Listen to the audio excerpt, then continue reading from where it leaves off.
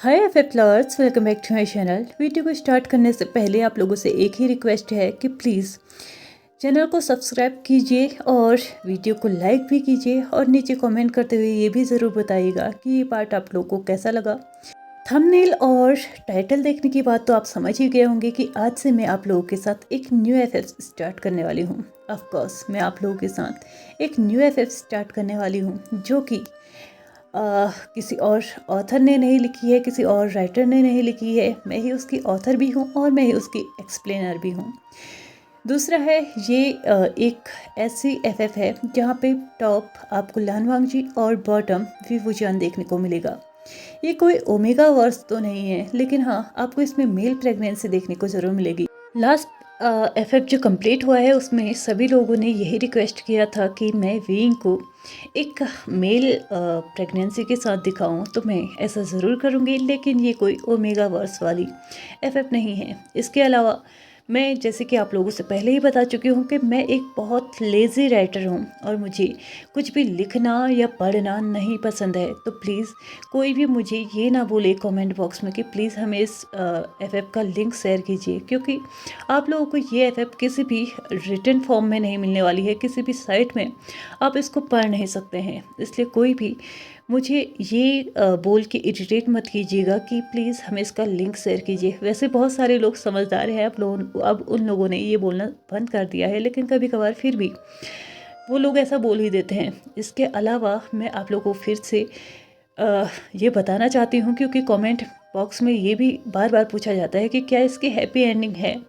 Of course एफएफ्स हमारे हाथ में हैं, हम उसको जैसे चाहे वैसे बना सकते हैं और उसके हैप्पी एंडिंग भी हमारे हाथों में है, तो ऑफ कोर्स उसका हैप्पी एंडिंग ज़रूर होगा। इसके अलावा बहुत सारे लोग पूछते हैं कि इस एफएफ में कितने पार्ट हैं। मुझे नहीं पता चलता कि इस एफएफ में कितने पार्ट होंगे, कितने मैं इसमें बना पाऊँगी। ये 4 एपिसोड का होगा या फिर इसमें 40 एपिसोड्स होंगे, मुझे नहीं पता। तो प्लीज़ ये क्वेश्चन भी मुझसे मत कीजिएगा, क्योंकि मैं आपके इस टाइप के क्वेश्चंस का आंसर देने में बिल्कुल भी कैपेबल नहीं हूँ। तो चलिए बिना किसी देरी के हम लोग अपने इस न्यू एफएफ को, जिसका टाइटल मैंने उसको दिया है लव विथ मिसअंडरस्टैंडिंग। प्यार तो हुआ लेकिन गलत फहमी के साथ। अब कौन सी बात है, जहाँ पे गलत फहमी हो रही है तो वहाँ पे बहुत बड़ा मैटर तो होगा ही।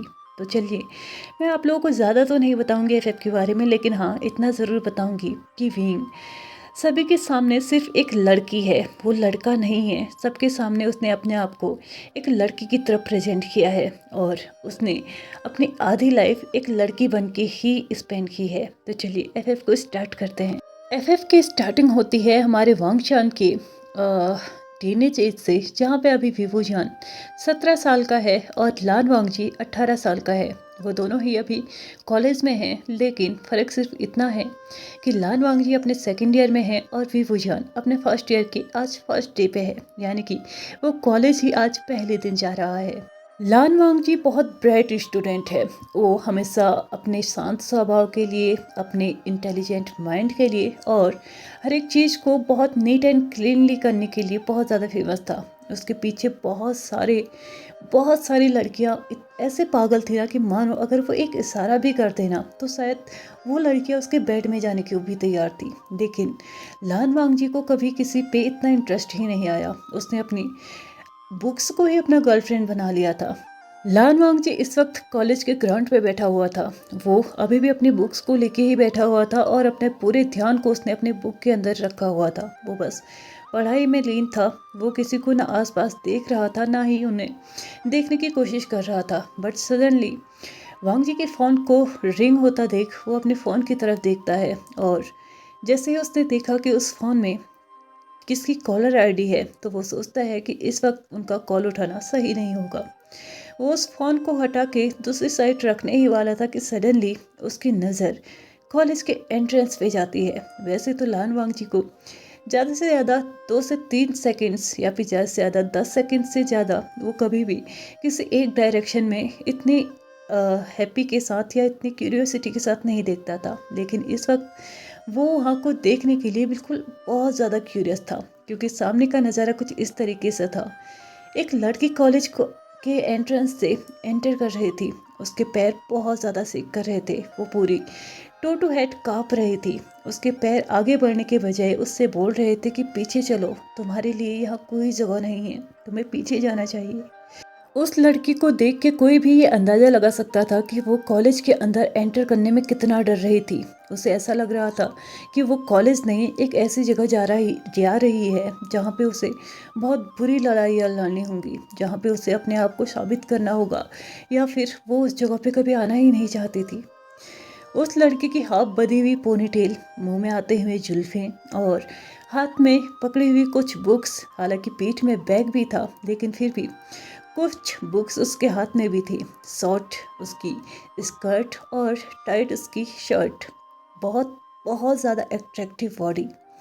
ऐसा लग रहा था कि मानो स्वर्ग से भगवान जी ने खुद उसको अपने हाथों से बनाया हो, किसी और कारीगर को उस पर हाथ भी ना लगाने दिया हो। लेकिन उसकी फेस पे वो हेजिटेशन, वो डर, वो सहमा हुआ सा उसका चेहरा, वो बिल्कुल भी अच्छा नहीं लग रहा था। लान वांग जी को लग रहा था कि इस वक्त इसके लिप्स पे कुछ स्माइल होनी चाहिए थी, एक्साइटमेंट होना चाहिए था, क्योंकि उसे देख के लान वांग जी ये समझ चुका था कि ये यहाँ की न्यू स्टूडेंट है, तो इसको इस वक्त हैप्पी होना चाहिए था कि ये कॉलेज लाइफ में एंटर कर चुकी है। इसको तो इस वक्त ऐसा फील होना चाहिए था कि वो बोरिंग स्कूल डेज से अभी कॉलेज में आ चुकी है। और कॉलेज तो हम सभी जानते हैं यार, हर कोई बोलता है, जैसे हम लोग 12th कंप्लीट कर लेते हैं ना, तो हर कोई हमें एडवाइस देता है कॉलेज जा रहे हो तो इंजॉय करना। मेरे दी लोगों ने भी मुझे सजेशन दिया था, भले ही वो बात अलग है, मैंने आज तक कॉलेज में कभी इंजॉय नहीं किया।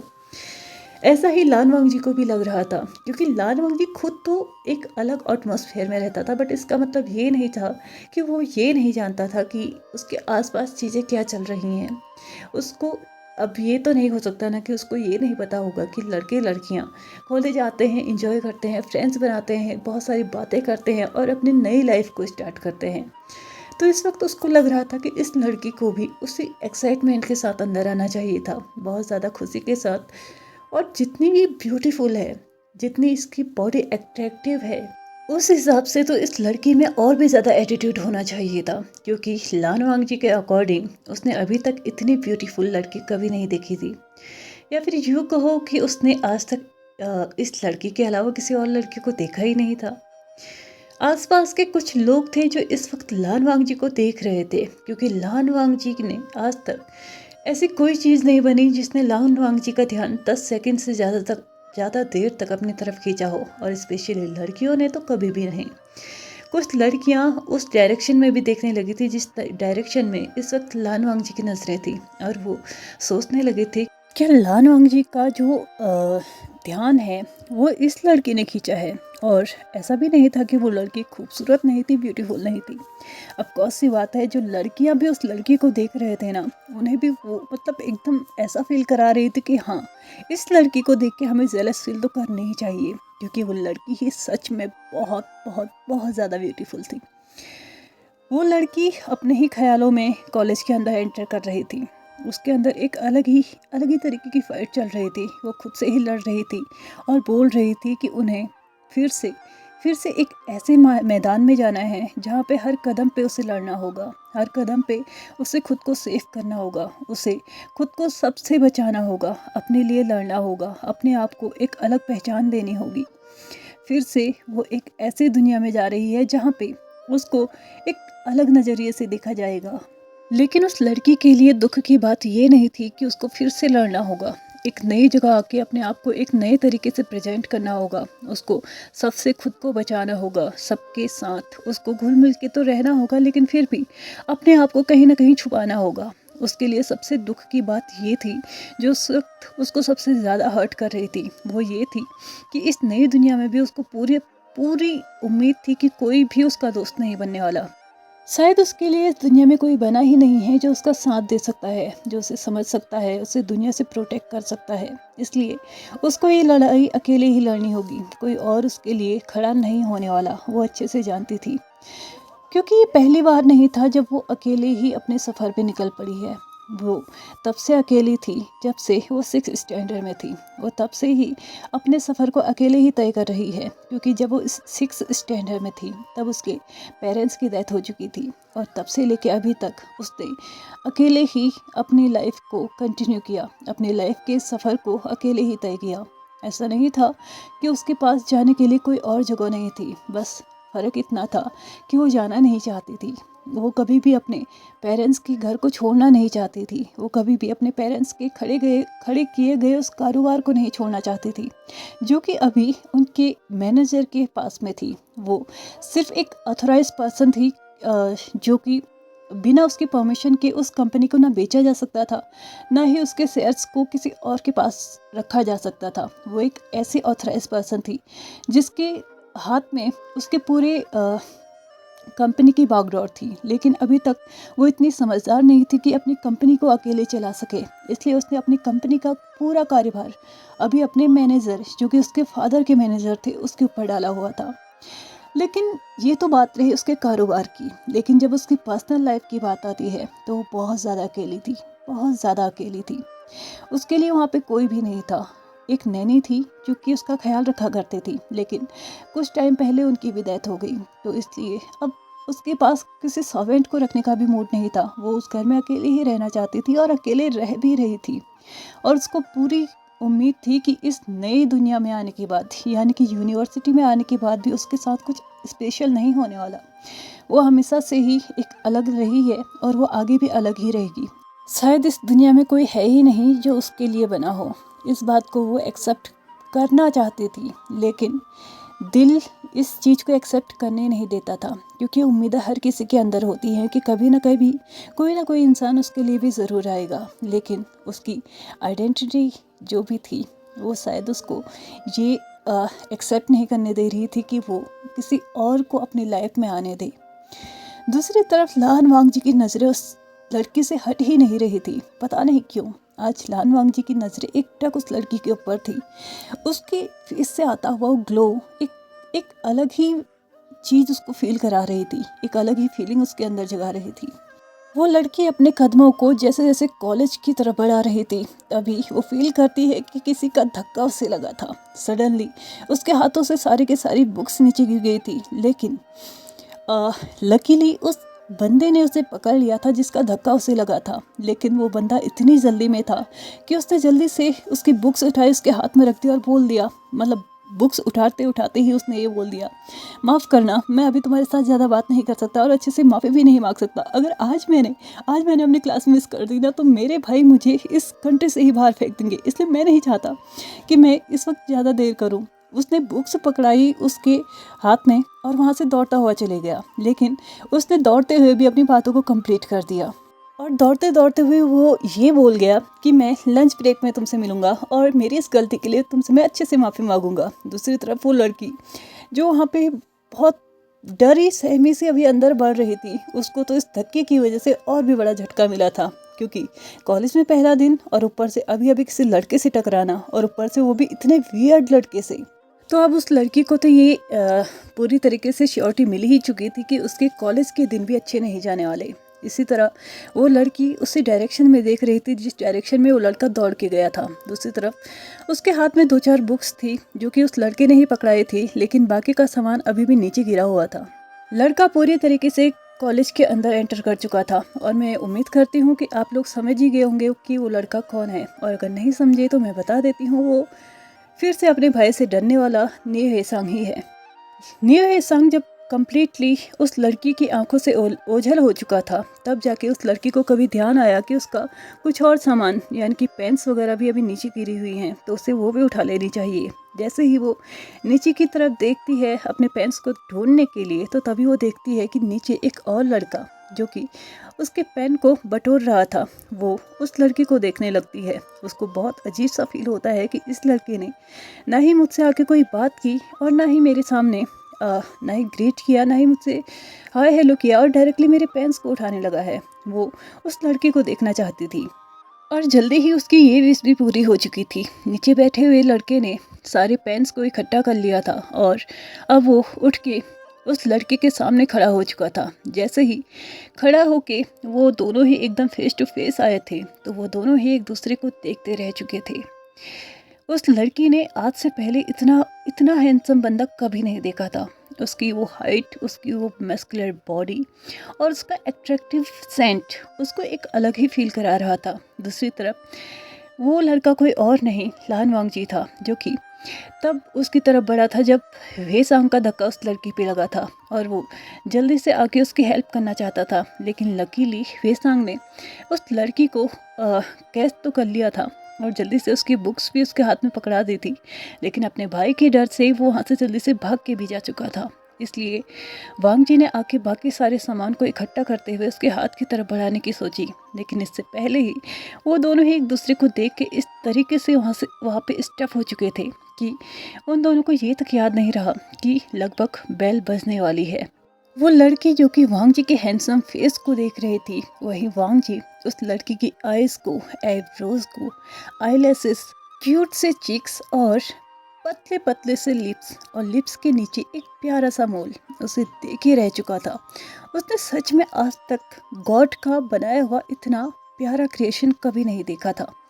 उसके अकॉर्डिंग तो भगवान जी ने ये जो क्रिएशन किया है ना, ये जो क्रिएट किया है ना, वो अभी तक की बेस्ट क्रिएशन थी। उसने कभी नहीं सोचा था कि एक चलता फिरता इंसान इतना ब्यूटीफुल भी हो सकता है। इतना ब्यूटीफुल फेस, इतनी एट्रैक्टिव बॉडी और इतना शांत स्वभाव कोई इंसान कैसे रख सकता है। उसकी ब्यूटी के अकॉर्डिंग तो उस इंसान को बहुत ज़्यादा एटीट्यूड से भरा होना चाहिए, लेकिन फिर भी वो लड़की इतनी शांत है। सच में वांग जी को ये चीज़ें बहुत ज़्यादा एट्रैक्टिव लग रही थी और कहीं ना कहीं उसे ये चीज़ें अट्रैक्ट कर भी रही थी। दोनों ने ही एक दूसरे को देखने का रिकॉर्ड अभी तक तोड़ा नहीं था। दोनों एक दूसरे को देखे जा रहे थे। वांग जी की नज़रें उस लड़की के ऑल ओवर फेस पे जा रही थी, तो उस लड़की की नज़रें भी वांग जी के ऑल ओवर फेस पे घूम रही थी। वो भी उसकी आइज़ को, उसके नोज़ को, उसके शार्प ये जॉ लाइन्स को मतलब बहुत बहुत अच्छे से देख रही थी। लेकिन उनका ये रिकॉर्ड टूट गया तब जब बेल बज चुकी थी और वो दोनों ही रियलाइज़ कर चुके थे कि आज वो क्लास के लिए लेट हो चुके हैं। वो लड़की अपने फर्स्ट डे पे ही लेट हो चुकी थी और वांग जी आज पहली बार लेट हुआ था। वांग जी ने जैसे ही बेल सुनी तो वो दोनों ही रियलिटी में आ चुके थे और वांग जी ने उस सारे सामान को उस लड़की के हाथ में पकड़ा दिया था, जो कि अभी अभी उसने ज़मीन से उठाया था। और साथ ही में उसने उस लड़की से ये भी बोला कि शायद तुम यहाँ पे पहली बार आ रही हो, तो लगता है तुम आज पहली बार ही लेट भी हो चुकी हो। वो लड़की ने बिना अपने मुंह से शब्दों को निकाले सिर्फ सर को नोट किया हाँ में, और इसी के साथ अगला वर्ड उसने अपने मुंह से निकाला, थैंक यू सो मच। वांग जी ने जैसे ही उस लड़की के मुंह से ये कुछ शब्द सुने थे ना, वो उन शब्दों को ही बस याद रखना चाहता था कि इस लड़की ने क्या शब्द अपने मुंह से निकाले हैं, क्योंकि वो सच में इतने इतने मिठास के साथ निकले थे ना उस लड़की के मुंह से कि कोई भी इंसान बिना शक्कर की चाय पी सकता है उन शब्दों के साथ।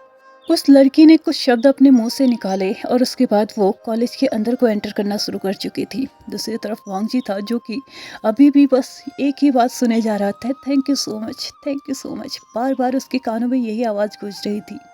लेकिन उसको जल्दी ही ये रियलाइज़ भी हो चुका था कि उसके सामने जो लड़की खड़ी थी वो वहाँ से हट चुकी है, यानी कि वो कॉलेज के अंदर को एंटर करने लगी है। तभी वांग जी ने पीछे से फिर से आवाज़ लगाते हुए बोला, क्या तुम मुझे अपना नाम बता सकती हो?